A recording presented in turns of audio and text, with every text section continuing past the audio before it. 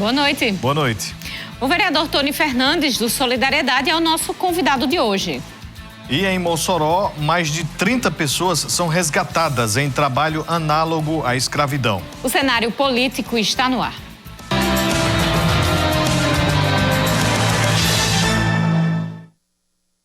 Participe do nosso programa nesta quarta-feira, meio da semana, através das nossas redes sociais, Twitter, @CenaPolíticoTCM. Tem também o nosso Instagram, @CenárioPolíticoTCM.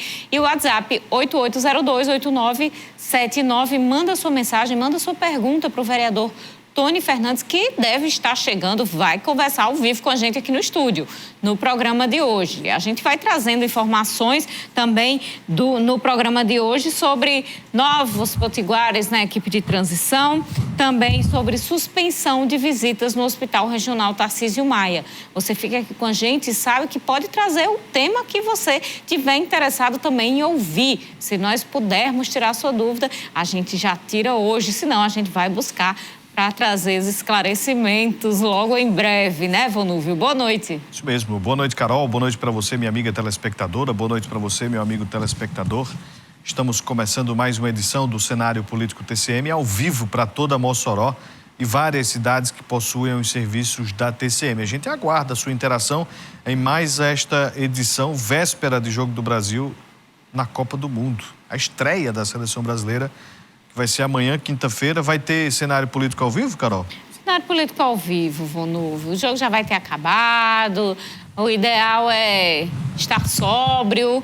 7h25 já está todo mundo aqui assistindo o cenário político. É o primeiro jogo, né? Não tem nada de comemoração, de carreata, descida do alto e tal. Vamos torcer que o Brasil ganhe a Copa e que a gente acompanhe em paz os jogos do Brasil na Copa do Mundo. Mas vamos de informação. O vice-presidente eleito, Geraldo Alckmin, anunciou nessa terça-feira mais 2 nomes do Rio Grande do Norte para a equipe de transição do governo eleito. A senadora Zenaide Maia do PROS e a deputada federal Natália Bonavides do PT. Natália vai integrar o grupo das cidades. Já a Zenaide, a equipe de indústria, comércio e serviços. Com isso, já são 8 nomes potiguares na transição. Já havia sido anunciado os nomes do senador Jean Paul Prats, os jovens Nilson Florentino Júnior e Gabriel Medeiros, o secretário de Educação Getúlio Marques, a advogada Juliana Muniz e o professor da UFRN Alex Reineck. Mais de 300 nomes integram a equipe de transição do governo eleito. De acordo com a legislação que trata da transição, somente 50 nomes são oficializados via Diário Oficial da União e recebem para esse trabalho, recebem financeiramente. Os demais devem ser trabalho voluntário. O Rio Grande do Norte tendo um papel muito importante nesse processo de transição, com pessoas especialistas em suas respectivas áreas, Carol. Pois é, novos nomes vão sendo anunciados, novos nomes vão sendo adicionados aí nessa equipe gigantesca de transição. E o que a gente espera é que nesses relatórios, para trazer informações, existam realmente esses diversos olhares e não uma confusão, né, danada. Porque a gente às vezes vê, quando tem muita gente fazendo um trabalho, às vezes não existe um alinhamento. Mas esperamos que estas equipes para as diversas áreas esteja sendo escolhida realmente com o intuito de colocar ali olhares diversos nestes relatórios que vão ser encaminhados e analisados para dar-se início ao novo governo, à nova gestão da presidência da República, com o presidente eleito Lula à frente do país. Pois é, Carol, quando a gente fala de transição, a gente não está falando só da saída do presidente Bolsonaro e a entrada do presidente Lula. A gente está falando da gestão, da administração do país. Brasil, um país continental, né, que é gigantesco.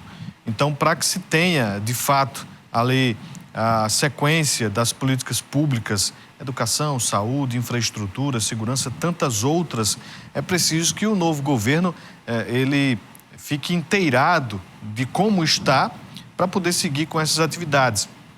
Por isso a importância, a necessidade de se ter pessoas capacitadas, a importância de se ter esse trabalho qualificado, porque não pode acontecer como se fosse anoiteceu com um presidente, anoiteceu com outro. Não é bem assim que funciona, por isso que existe todo esse trabalho, esse cuidado, e a gente espera que as informações necessárias sejam realmente conduzidas e que esses relatórios, como você disse, signifiquem ali para os que estão nesta missão. Então, a gente espera que, de fato, possa acontecer essa transição dentro do esperado, com todas as informações, e as políticas públicas sejam sequenciadas, que não aconteça qualquer tipo de interrupção.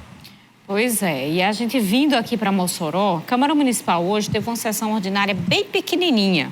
Houve pequeno expediente, a ordem do dia, com encaminhamento de projetos às comissões, aprovação de requerimentos e indicações. Mas os vereadores suprimiram o grande expediente para antecipar a reunião da Comissão de Orçamento, Finanças e Contabilidade sobre as emendas da Lei Orçamentária Anual 2023. Eles argumentaram a necessidade de mais tempo para análise de mais de 300 emendas ao projeto. A reunião da comissão estava marcada para as 13 horas, mas terminou sendo antecipada por volta de 11h30 da manhã. Já estava acontecendo. E a gente conversa sobre este assunto agora com o nosso convidado de hoje, o vereador Tony Fernandes, que já se manifestou em redes sociais sobre algumas definições da Comissão de Orçamento e Finanças em relação às emendas à LOA. Boa noite, vereador. O que é que o senhor diz sobre esse trabalho e essa reunião que aconteceu hoje? Boa noite, Carol. Boa noite, Vanúvio. Boa noite a todos que nos assistem.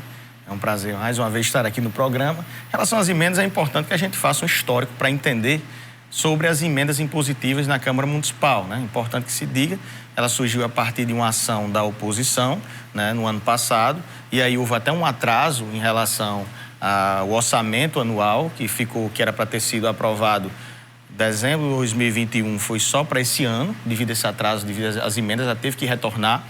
E aí, a partir de então, a gente encaminhou essas emendas, né, no caso esse ano, né, no início do ano, para vigorar esse ano. Primeiro ponto importante é que as emendas que a gente encaminhou até agora, nenhuma foram pagas. A gente já chegou já em dezembro, nenhuma foi paga. Esse é o primeiro ponto. A gestão já chegou a mostrar que não tem interesse em pagar essas emendas impositivas.